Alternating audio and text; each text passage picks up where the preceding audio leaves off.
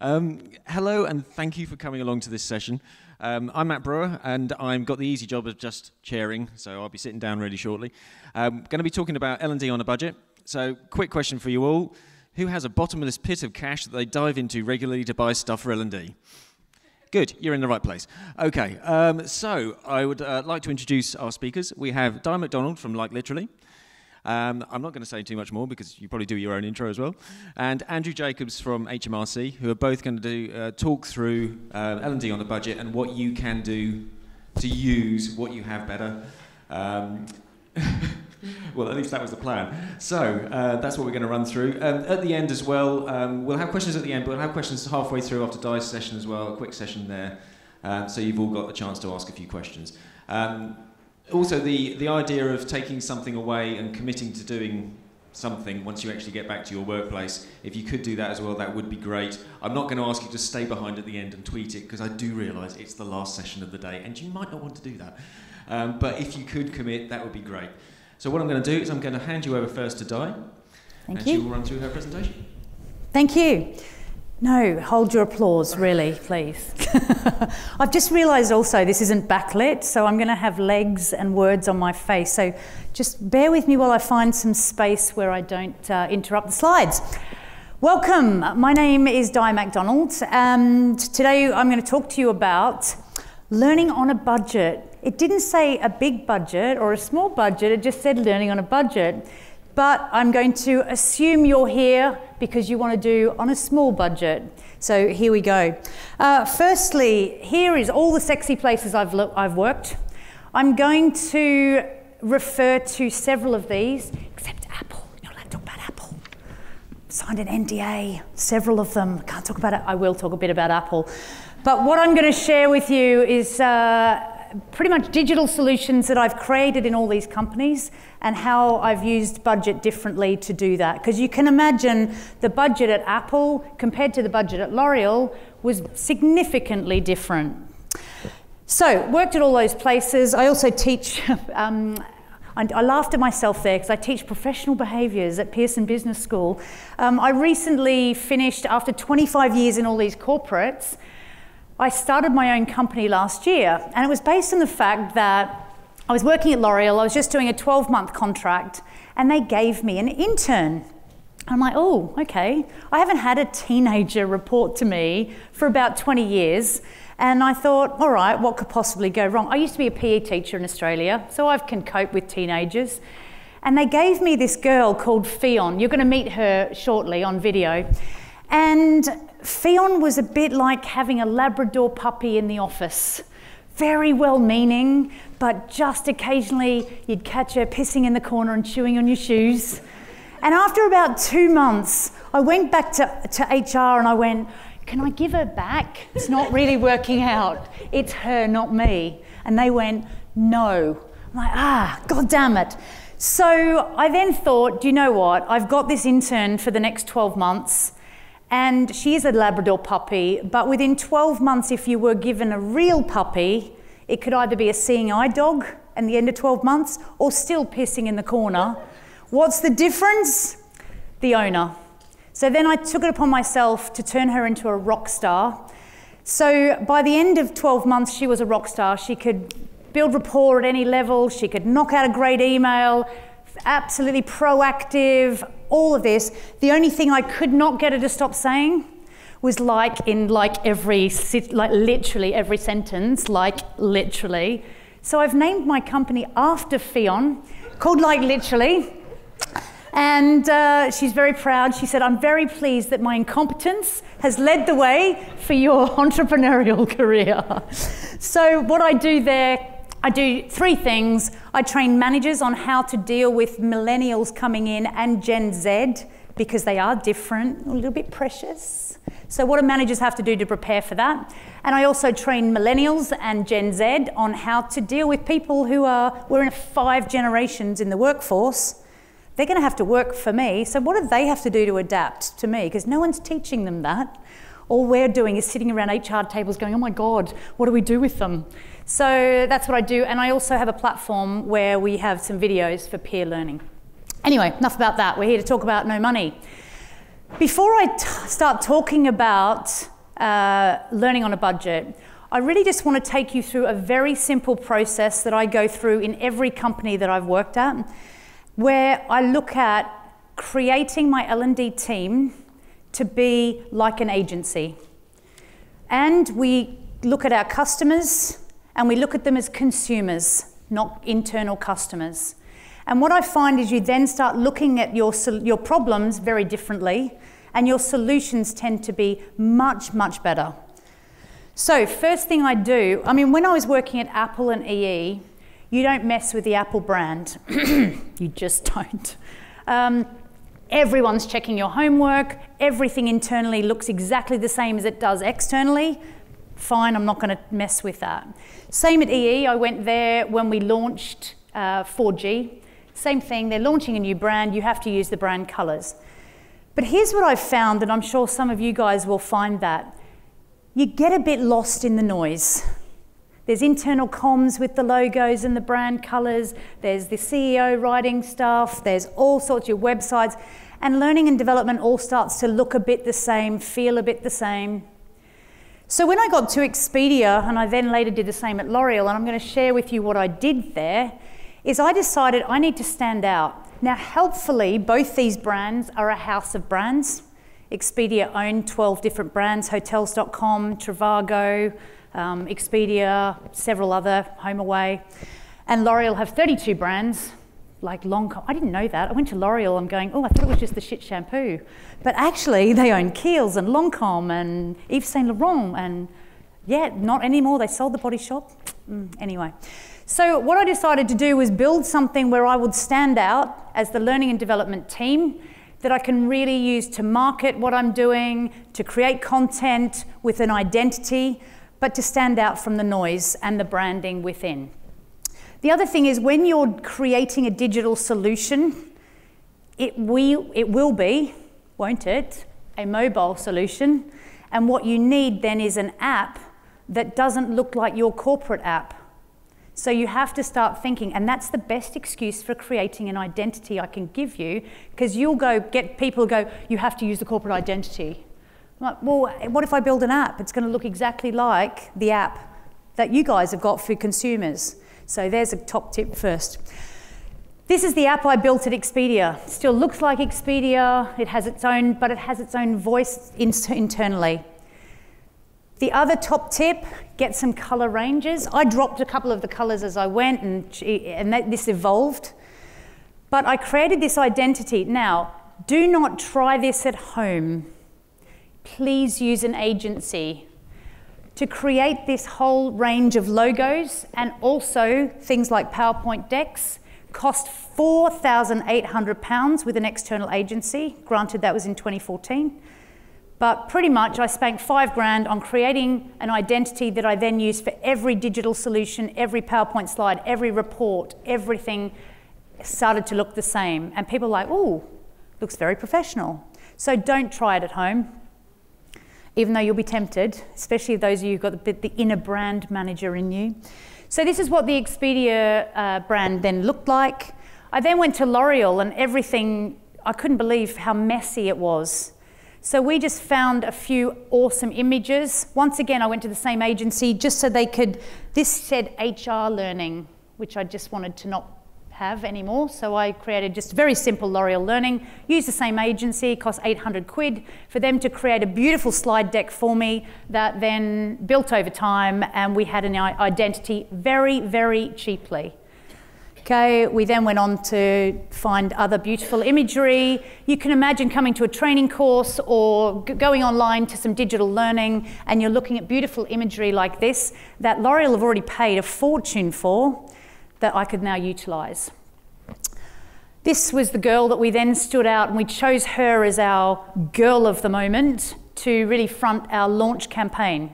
So the launch campaign was about launching a digital app, so a digital solution, which was a web app. So I didn't have to go through the Apple Store. That's very painful, and you'll have to go through the other, what's that? Android business, whatever that's called.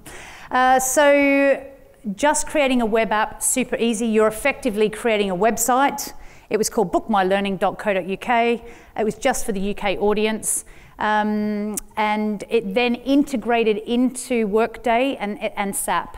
So you can get, so there's my other top tip. Don't try and make Workday look sexy or whatever else PeopleSoft make it look sexy. It's too many clicks for your users. Think about them as consumers. How many clicks if you're booking a holiday until you give up if you're on a mobile phone? Yet we're quite happy internally to go, oh, you just click on Workday, and then you click on My Courses, and then you've got to click on this and click, click, click, click, click, click, and the UI is not built for a consumer, and that's what we're used to. Your people, you're competing with Instagram, you're competing with LinkedIn, you're competing with Facebook for people's appetite. So make it look like a consumer app for them.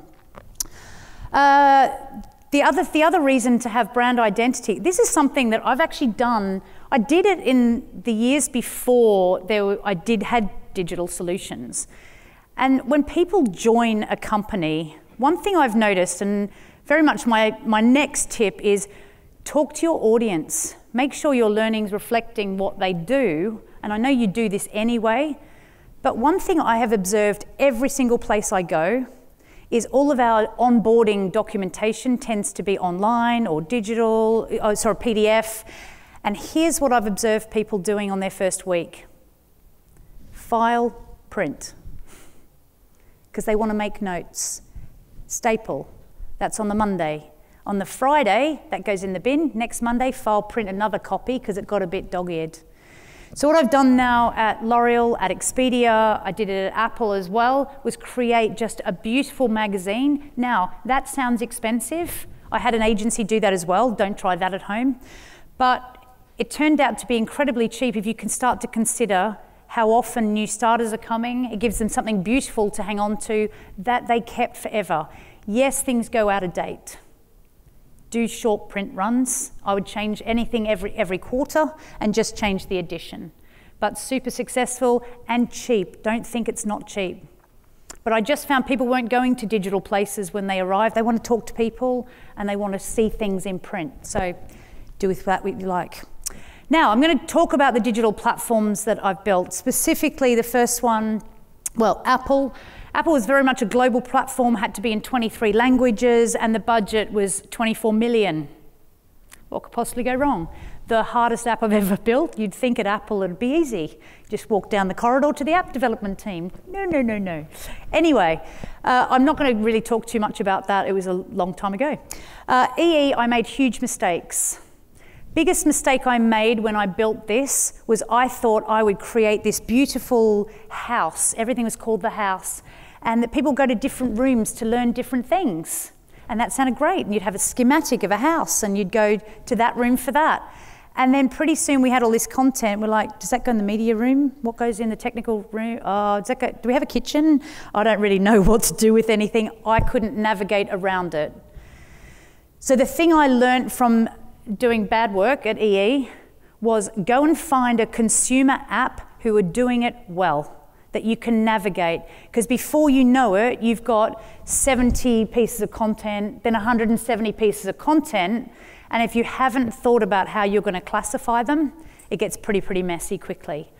Do you know the Wallpaper magazine? Wallpaper actually have apps about city guides, and they are list-based and beautiful. I just stole, from there on, I just stole how that looked, and off I went. So go find great apps that you like using or that your people like using and just steal that. I'm going to show you some examples about the Glow app. Mistake I made at Glow, I did a beautiful launch for the Glow app where Glow, by the way, I came to my job at Expedia and they go, you're now heading up the Global Learning Organisation. Oh, that sounds a bit shit. Global Learning Organisation. Oh, Glow, that sounds nicer. So we labelled everything Glow because I stuck with that name and we were known as the Glow team. I launched the first app. I did 2 apps there. The first app I launched was just learning and it was simple and clean and you could find everything. And a year into my role there, I was given internal comms. And that's when I tried to integrate. Well, I didn't try, I did. I integrated the 2 apps. Or actually, internal comms didn't have an app. But I integrated the 2 things and it became like the intranet. just stuff everywhere, you can't find stuff, the learning got lost, there's daily news but not daily training. And what I've subsequently realised and learned from watching my audience and myself, we're used to having lots of different apps. I don't want LinkedIn to do what Facebook and Instagram do. I don't want them all merged. I'm used to going to little villages of apps. That's why folders were invented. So mistake there, I did a great job to begin with, and then I made a mistake, and then we separated it back out again and had 2 apps. So don't think you need to cram everything into one single app. Starting to build farms of app work, and they can all back in and enter SAP, they can all back in into whatever system you're using. The other thing these days is you can buy them off the shelf. There's probably about 40 providers downstairs that you can just buy that off the shelf and they'll integrate for you. My previous roles have preferred to build mine bespoke, but mostly because those guys downstairs didn't exist at the time. And then finally, L'Oreal Learning app. I'll show you a bit of content from that as well. Now, this is my husband, Tim, and he doesn't usually look this smug. But I want to tell you a story about I was about to launch the EE app, and EE, I don't know if you guys remember, but when EE launched, first they had to be first for 4G, and there was a panic to get the network launched, and it launched, and it was not good. Things were not going well. Handsets weren't working, everyone was complaining, the price point was too high. It was a mess. So what happens when a company's in a mess? Internally, lots of fighting, blame culture. They look for some good things to happen. They're like, hurry up, launch the app. And I'm like, okay. And I had incredible pressure from the CEO and sales director and HR director, launch it, launch it, launch it. And I'm like, And my husband said, don't do it. I'm like, oh, but. He went, here's the best advice I've ever learned. Apart from the guy who I asked once, did he love me? And he said, don't ask questions you don't want to hear the answers to. Happy Valentine's, everybody. The second best piece of advice came from Tim, and Tim said, no one will remember you launched it late. Everyone will remember it didn't work. Good advice, Tim, well done. So what did I do? I launched it, of course, and it crashed, and it was nightmare. Because if you go to an app in your real life, and it doesn't work, you ain't going back to that. So we spent a year just running, trying to catch up and trying to get people involved. And So thanks for that, Tim. He does look that smug a lot, doesn't he? Now, a couple of things I want to talk to you about is how to launch something really well. Don't launch an app without some sort of campaign. Think about these people as consumers. What would you do? I've done all sorts of different things depending upon if you've got a global business or if you've got a local business. I'm going to share with you what I did at Expedia, because that was a global business, so I had a digital solution. We also did decals, we did things in offices. But this is the video that we created to launch our app. By the way, this video cost £1,200. I actually found the receipt. It cost £1,200 to create. Here's my other little bit of advice. I stopped going, oh God, I hope there's none of them in here. I stopped going to e-learning training companies to build content. I went and found filmmakers. I know how people learn. I know the fundamentals of learning. So I went and found, actually, there were 2 guys working at the Apple store in the Genius Bar when I worked at Apple. And they'd finished film school. I'm like, what are you guys doing? They're like, oh, trying to find out if it right. Come work for me. And they created things like this. So you can get this done pretty cheaply.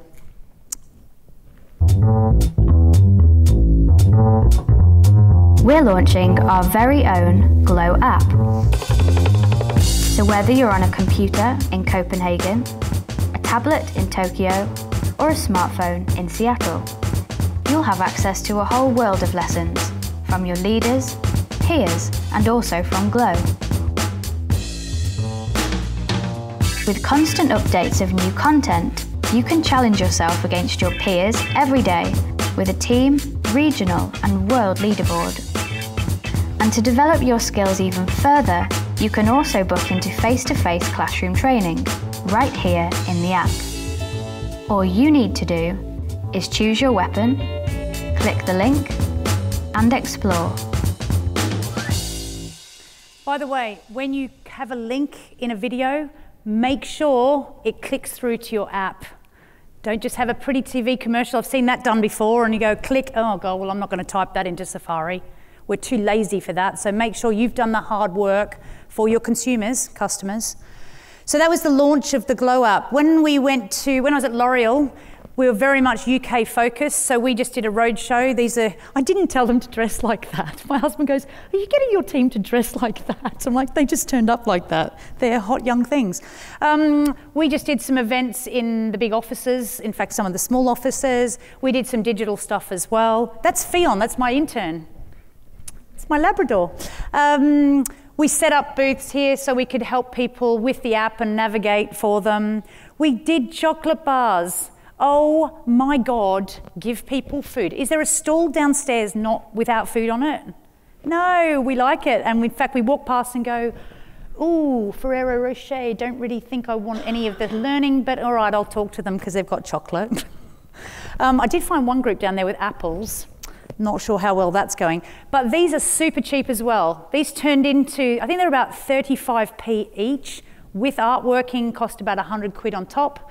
And you can order thousands of those. They were a winner. They're a way to get people thinking about it. Make sure you've got all the details of what they need to do on there. It's not just a pretty yellow lady. These, my God, these cost 3p, these little bugs, 3p each.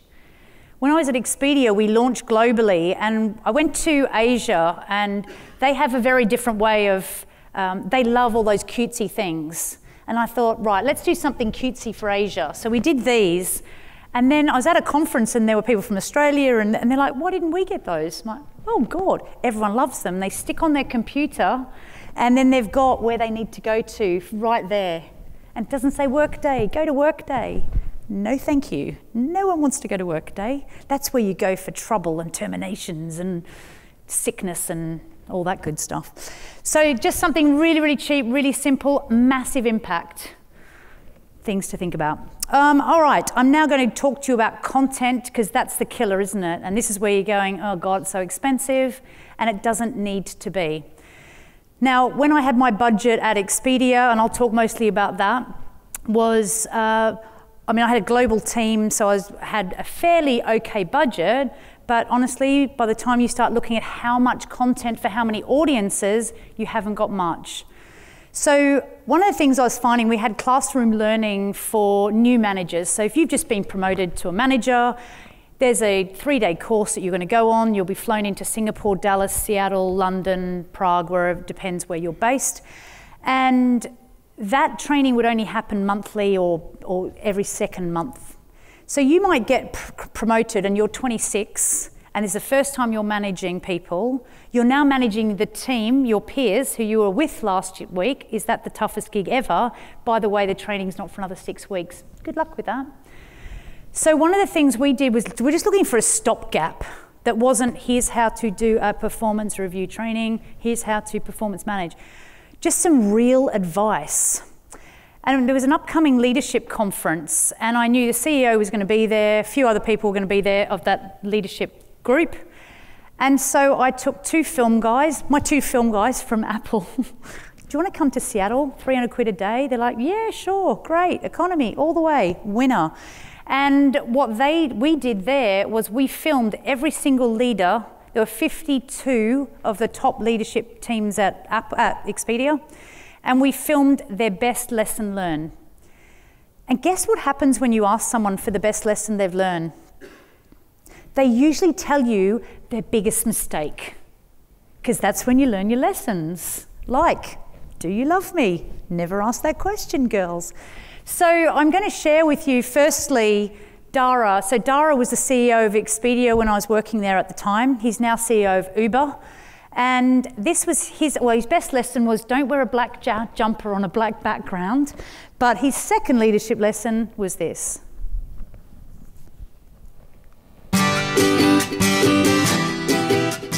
The best leadership lesson that I learned was actually from a product manager. I was working here as CEO for my first year here. I was just in here 12 hours a day, in meetings constantly, making decisions.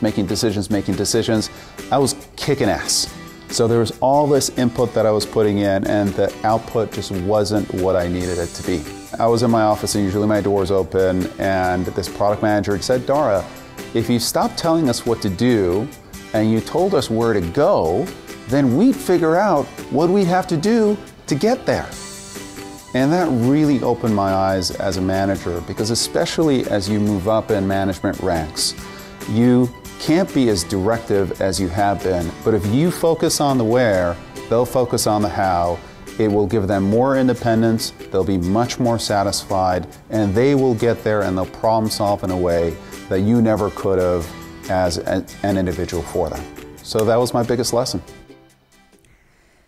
So I'm not going to carry on much about peer learning, but I've found that a very cheap way to create content that's incredibly impactful, because you would rather hear that lesson from your boss or your boss's boss or your CEO than from the learning and development team, wouldn't you?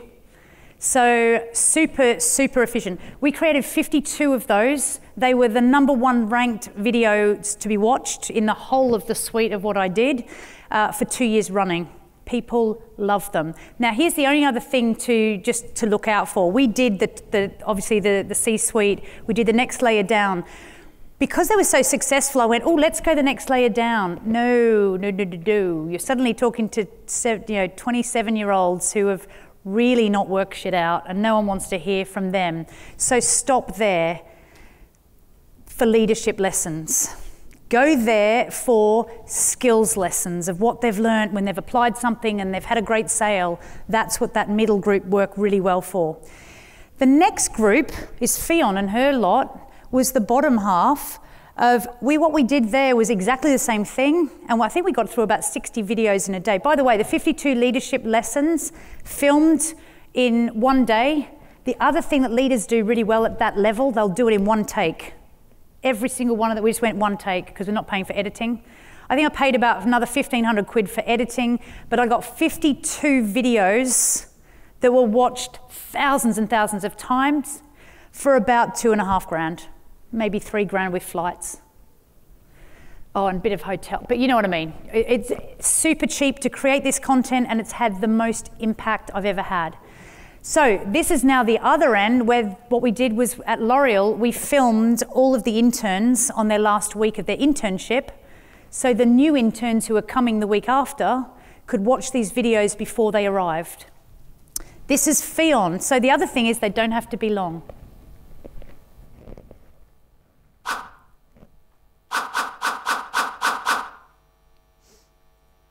The biggest feedback I got was to not twirl my hair in a meeting or at all in the office, and that's because it makes you look very unprofessional and you just don't want to look like the intern. Nice and quick, but suddenly people stopped twirling their hairs in offices. I told her to stop that a lot. She'd like to twirl her hair. So super quick, super simple. Now, to wrap things up, I really just want to talk about Classroom, because I think it's getting a bad rap. And we're all trying to make everything digital. And I just want to say you don't have to. And I think there's still a need for classroom learning. I really, really do. Some research that I found via BBC, actually. We did some benchmarking when I was at Apple with various companies. And BBC had this really interesting piece of work where they looked at when do people want digital learning and when do they want classroom, or what's the right balance. And when people start a new job, so it doesn't have to be in a new company, it can be a new role within a company, they have time for some classroom learning. So go high on classroom learning, and then you drop off when their email box full and their meetings and they're back to back. And the opposite for digital. When you're new to an organisation, you want to talk to people, you want to connect with people, you want to ask them questions, you don't just want downloads of digital. So I'm not saying don't do it at all, but that's how that can switch. And I found that really, really useful, especially when selling stuff into senior leadership who go, we should just do everything digital. So the other thing I do is a lot of the content that I've created digitally, I will bring to the classroom. So if we're talking about leadership, I might show a relevant leadership lesson to that. So don't feel that you have to stick it and keep it online. You can bring it into the classroom, and it really makes your classroom learning a much, much more exciting experience. The other thing that, just think about venues. I did some training in the London Eye. 1 lap's half an hour. You can do 2 laps with champagne, and I taught a whole bunch of new kids how to present, how to stand, how to do a pitch, gave them a quick model, jumped out of there, they then went and did big presentations. Highly energetic, highly engaging, but quick, memorable, and not expensive. You'd be really surprised how cheap it is to do stuff like this. This was cheaper than hiring out a hotel in Waterloo, you know, the Hilton, hiring a room there for half a day. This was cheaper. We had about 6 pods, 6 different trainers, hugely energetic. It was amazing. So start thinking about things like that if you're going to do classroom. These are the training rooms that, this is my legacy at EE. So when I was at EE, they were the usual classroom training rooms that were just hideous. And so what I did was I worked with some interior design. By the way, don't do this at home, don't do this by yourself either. I'm a wannabe interior designer, but I couldn't do this. But what I found was we had an agency already working on all of our stores. And I just said, could I just borrow some of their time just to design some classroom training rooms? Yeah, no worries. So I got them for nothing. Obviously I had to pay for furniture and all that, but these rooms, where you can see they separate in the middle, we called it the house to match the app. This is a lot sexier than the app. But these rooms cost about 7 grand. Money well spent. People want to come to learning. And what's your no-show rate? Make it somewhere people want to come. We had a huge increase in our no-show rates. Anyway, my final thought for you, especially about classroom learning, is put your hand up if you wouldn't mind having your hair cut by somebody who learnt to cut hair on the internet or on digital learning. Yeah. You wouldn't mind? I don't think I would. And for all you men laughing, it's not just for girls. So that is my final note of really think about how you balance up. I know we're going very hard digital, but make sure you keep that balance going. So that's me. If you want any training on millennials or all that, this is the infomercial. There's my email, dietlikeliterally.co.uk. Thank you very much for your time, and back over to you guys. Thanks. Thank you very much. Oh, is there questions for me now? Okay. If there are a couple of questions, we've got time for Di. Anyone would like to ask a question? I can run around now. Oh, there must be some. Their famous last words, you must have a question. Yes. Well, we'll come back to that at the end then, if you like. Okay. We'll do it that way. All right. Okay, in which case we'll hand over to Andrew once we get the computer switched over.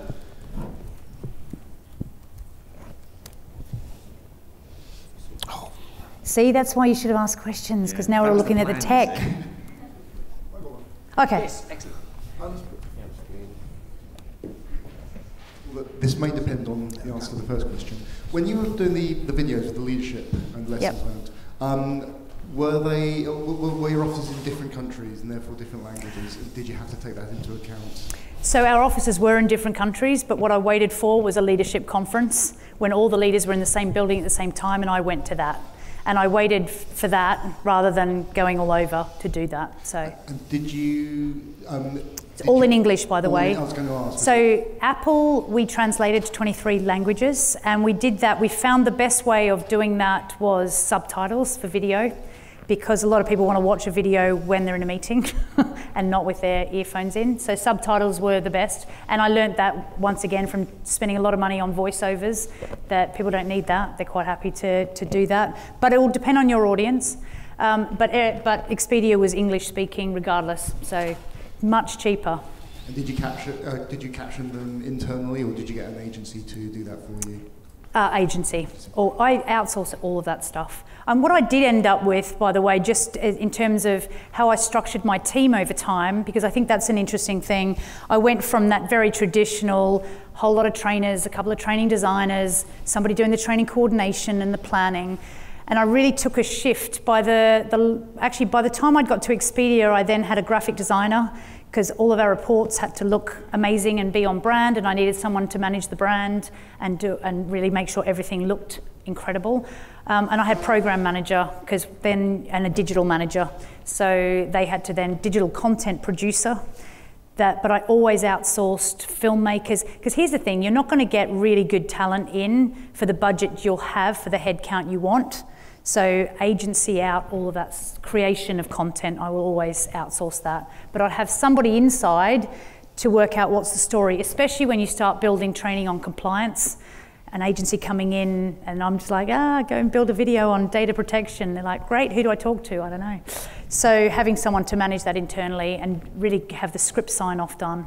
But I really changed my team on that, but outsource as much as you can. And over to Andrew. Cool. Thank you very much. Welcome to the last part of the last session on the last day. Who's got energy? Woo! Come on, let's have some energy. I'm not going to go into one of those Tim Robbins kind of things because that's just not my style. Okay, my name is Andrew Jacobs. I'm Learning and Development Transformation Lead for HMRC. There's normally a boo at that point. No, there's normally a boo at that point. I work in the public sector. I've worked in the public sector for 9 years. I joined Lambeth Council in April 2010, and in May 2010 we had an election, and a new government came in, and austerity. And then all of a sudden I was put in a position of having to do a lot with no money. So this is a bit of a story about some of the stuff I've done. You can get me on email, you can get me on LinkedIn, you can get me through Twitter. It's probably the easiest way to get hold of me. If you do try and connect me through LinkedIn, please tell me why you want to connect with me, because I'll ignore your connection otherwise. I've currently got 17, 18, 19 connections in my inbox which I won't respond to because people haven't told me why. LinkedIn is not a Panini sticker album. Oh, I got shiny. Okay. Maximising your systems and resources, or sweating the assets you've got. What content have you got now that you reuse? How much stuff do you reuse?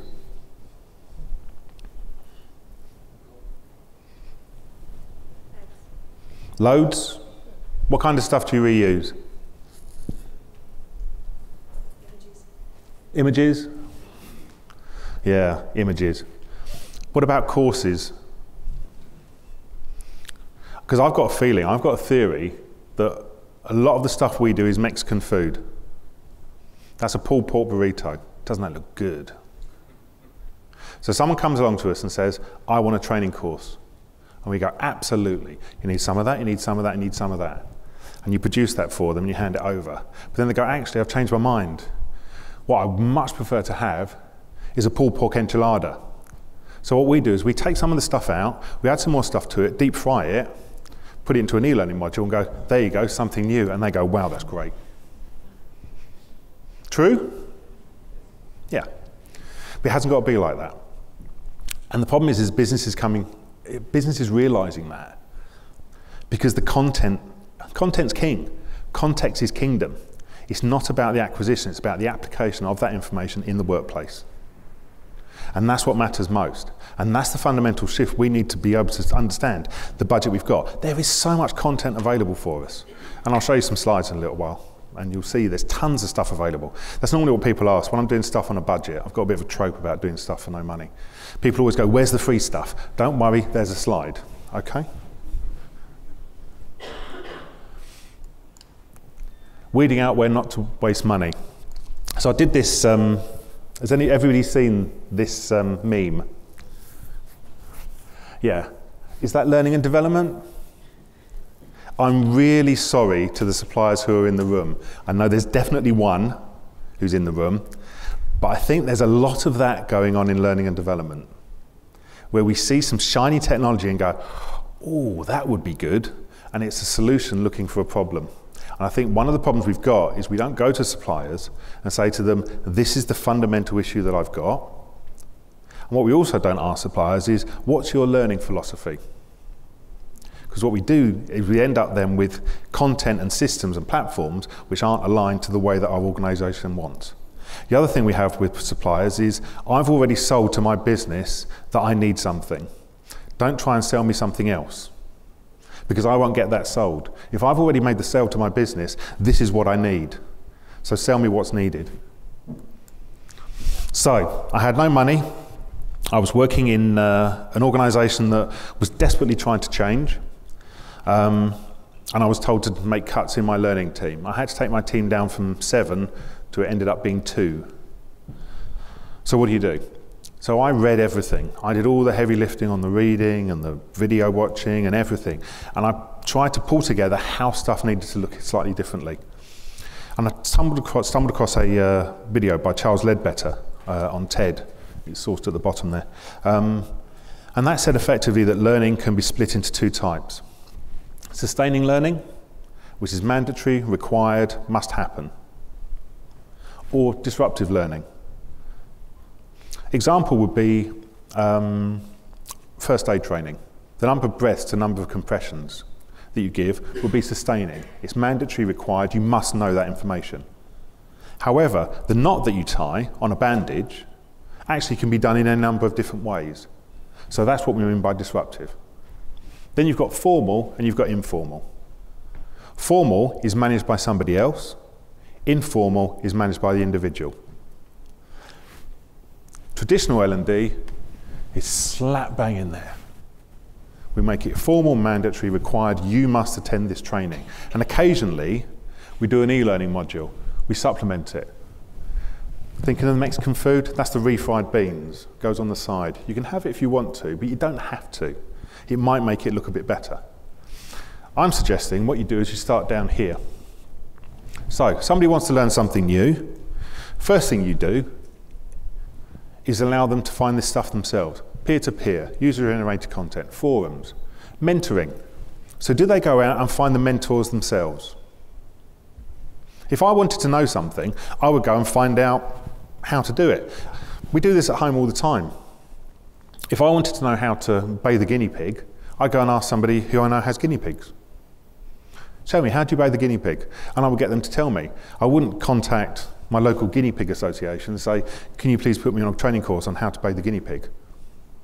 Who uses YouTube to see how to do stuff at home? Why? It's free. Why? Accessible. Why? Quick. And if that video is no good, what do? Watch another one. Yeah. That's what we do. Reflection, blogs, personal learning networks, etc. Those day-to-day conversations. Someone wants to learn something themselves. You notice this is informal.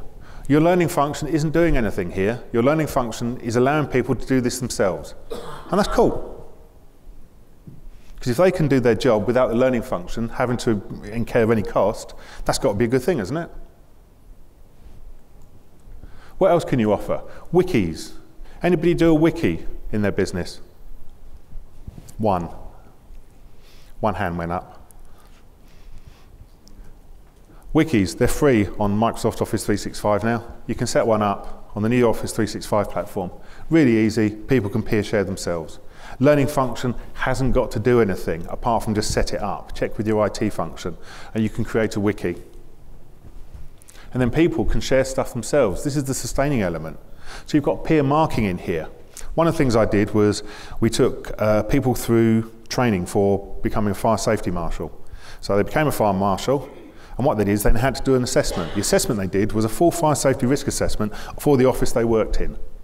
They did that full fire safety risk assessment, and then that was marked not by the assessor, but by the previous cohort who had already done the fire safety training. And then this cohort, who've just done it, will now assess the next cohort.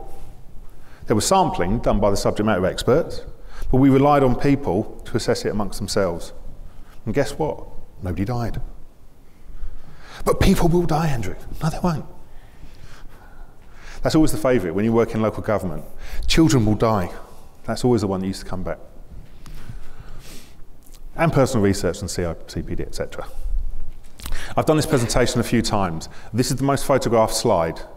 Just letting you know. So what else can you offer? Well, now you're getting into the space of formal. Now you're getting into the space where the learning function can start doing stuff. So I've highlighted a few on there. You could build a comic strip.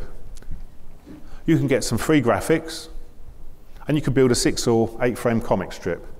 And that 6 or 8 frame comic strip could be about, I don't know, sickness absence. Bob's emailed into work. Bob's manager gets the email.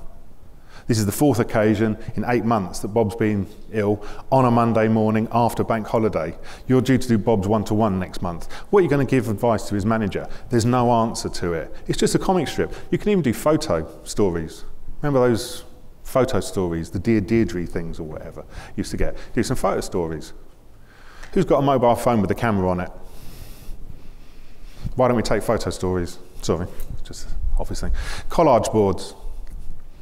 So, physical collage board, you can put in a space where new things coming up, partly to do your marketing stuff die. You just build a collage board. So basically people can stick new ideas on and allow people to connect things up. Or you can do it digitally.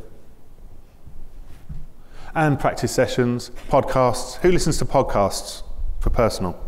Who listens to podcasts for work? Ooh, a few people. So many free ones. GIFs. So easy. So you need to show a process and you're not allowed to use video within your organisation. Take a screenshot, take a screenshot, take a screenshot, take a screenshot. Stitch them together, turn them into a GIF and they'll play on anything. Oh yeah, that's free. And all of the other stuff. Now, if you wanted to learn how to be a coach, I'd go and find someone, I'd read some user-generated content, might do some mentoring, might read some blogs. I'd do a wiki, I might have a go at doing an assessment. I'll watch some videos, read some ebooks, watch some RSS feeds, maybe, I don't know, questionnaires, quizzes, reflection spaces, go and do some practicing with some other people, internal mentoring, and maybe a video meeting.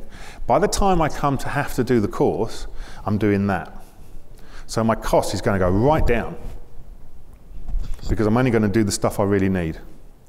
And what I'm also not saying is that you have to do this stuff last. You could do it beforehand, but what you're not saying is all of this is a prerequisite before you do that. But if you're going to get the best value from it, you want to do some of the other stuff first. There's the free stuff. There we go. That's the slide everybody wants. If you go to the link at the top, you'll find a 4 or 5 side Google Doc, which has got a list of loads of free photographs. If you go to this link at the bottom here, you'll find this slide deck. And you can access this slide deck. If you wanted to, you could actually download this template. You go to Slides Carnival, and this template is absolutely free. What I did is I also used the colour picker tool on Google Chrome, and I found what colour it is, which is used for learning technologies, and you'll notice all of the highlighting on the slides has been in the same colour as learning technologies, because I just copied the colour. You're just showing off. No, it's not. It's just, this is free stuff. All of the images that I've used have been free or things that I've done myself. And the other free stuff, podcasts I've talked about, videos for TED, systems, there's so much free stuff that you can try out on the platform. The best thing you can get for free is expertise. Who's an expert in anything here? We're learning professionals. Who's an expert here? Thank you. What can you share with other people? It's about what you give and what you get. I do loads and loads of free stuff because I know there'll be an opportunity where someone can help me out. So I do loads of free stuff in the hope that someone can trade back with me. And networks and communities. Who's on Twitter? Everybody who's not on Twitter, why not? Sorry? Why? Because there are conversations happening about our business, fundamentally about how we do our job, and people are sharing stuff and they're sharing it across organisations and across businesses, and you're not part of it. You can go to LinkedIn, but people are just selling you stuff there. You can do it, you can try it on LinkedIn if you want. Amplifying your impact on the business. And this is where we get stuff wrong. So, typical learning function. Business has a strategy. This is what we need to happen. And so the learning function goes, okay, let's do stuff. Let's start doing things and generating loads and loads of transactional data, which we then feed back up and go, weren't we great? And what we end up doing is coming up with tons of that stuff.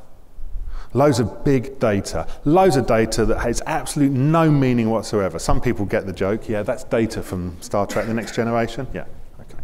And we end up with loads and loads of data that tell us how many people have sat down in a training room, but doesn't show us any impact at all. And that's fundamentally because what we're not doing is we're not thinking what we should be brokering.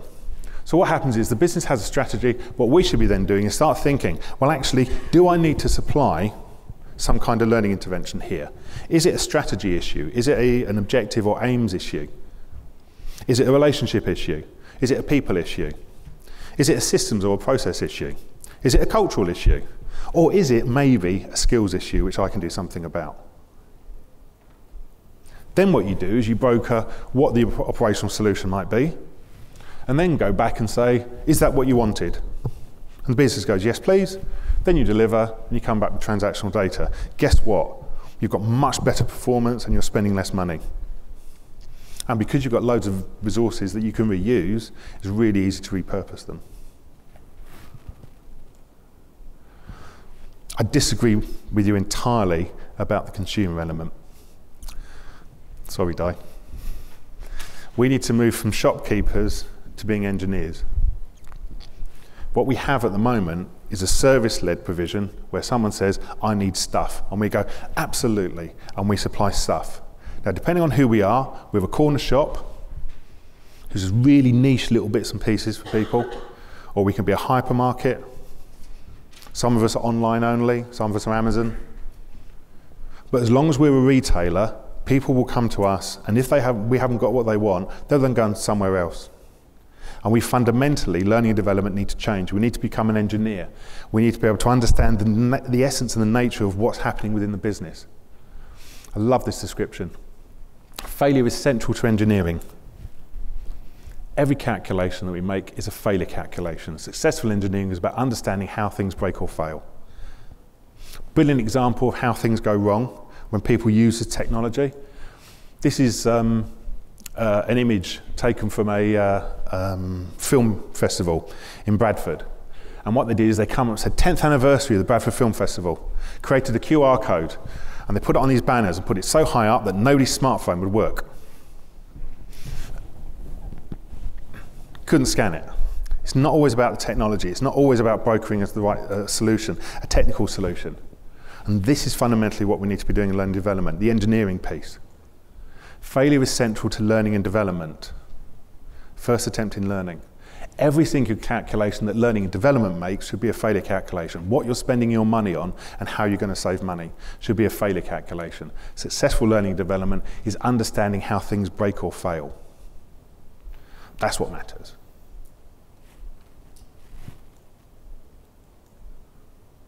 Happy to talk.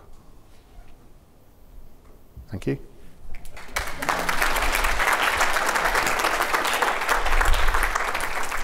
Right, well, thank you, Andrew, and thank you, Noah, as well. Do we have some questions for Andrew to start with? Right, I'll come down there.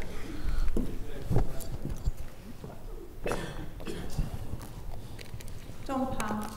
Andrew, I'd like you talked about using peers, the previous cohort, to support the others. That's something we're just starting to think about with a new course we're designing. Could you tell us again how that works? Some tips on making that work? Make sure that any assessment being undertaken is not assessment for the learning, it's assessment of a day-to-day activity, of a normal workplace activity. That's really important. Second one is make sure that people understand that they will be carrying out an assessment of some form, and that might be observational, it could be tick box thing, it's down to you, you can build whatever you think works. You also need probably to sample about 15% from a technical perspective. So let people know that you will be sampling, but you don't tell them who you're going to be sampling, because that's going to potentially drive the cohort to have to make sure that they're doing the right job. It works really well. Thank you. Do we have another question? Anyone further at the back, so I have to run down there? Andrew, wikis. How do you make them work? Because quite frankly, I've found in the past that we all consume that data from there, but it can be a real effort to actually get people, especially when they're busy, to contribute and add to it and sustain it, maintain it so that it is up to date. So how do you encourage people to keep that up? You stop doing all the other things that they would use instead. So stop. In Lambeth, I stopped doing courses. I withdrew all my courses. Stop producing FAQ documents. Stop producing e-learning modules. So stop doing stuff and drive people towards the wiki and drive them towards doing it. There's a whole piece around community management that you need to understand. You'll never, have you heard of the 1% rule? In terms of 1% of people will only ever contribute to the internet, 9% of people will do something, and 90% of people will be absolutely have no interest at all, but they'll read it. So you need to pick on who your 1% are. So it needs to be a big enough audience who are then in a position to contribute to it. Start, like I say, taking your FAQ documents and use those as your source, first of all. But also make the wiki part of the other activity that you're doing as well. So what's the other performance support stuff that you've got? Are you driving people to it as part of pre-activity before you do any face-to-face things? Is it part and linked out from your e-learning that you do put in place, etc.? Did you do anything with that 1% when you found them? Did I? Did you do anything with them to either recognise, reward, incentivise them? I didn't, but there's a whole piece around how much you should reward community management and community members. And it's a piece I'm actually looking at the moment because we're going to be relaunching Yammer within HMRC. So there's a whole piece around that I'm looking at. Okay, thank you. Do we have any further questions? So if we don't have any further questions, what I will get you to do is, as we mentioned at the beginning, is to try and commit to doing something from this session that you are going to take back and actually change when you get back at work. So whether you want to tweet that now, that'd be great. If you're on Twitter, which hopefully, as you said, most people are.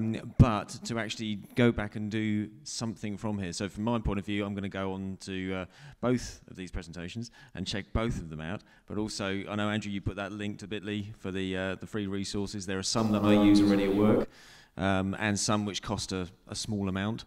And also I think, from my point of view, be a bit more open and honest about what I can actually do. So what Di said about going out, I think I've reached a point where I have to go out if I wanted to be better rather than develop stuff myself. I don't know if anyone else wants to open it. It's not some sort of getting this off your chest session, but if anyone wants to say something like that, please feel free. But if you can just do that, go back and just think of something that you do want to change and do want to do different from here. That's all we really ask, because there's a lot of stuff that you can do. If we don't have any further questions, what I will do is just say thank you again to the team, to Di and to Andrew. The contact details and the presentations you've seen there today. And we'll give you a little bit of spare time, about 10 minutes spare, but there are going to be drinks downstairs, again, as I understand it, in a few moments, so you can get your bags and your coats in time and then have a drink. So we'd like to thank you for coming along to this session. Thanks.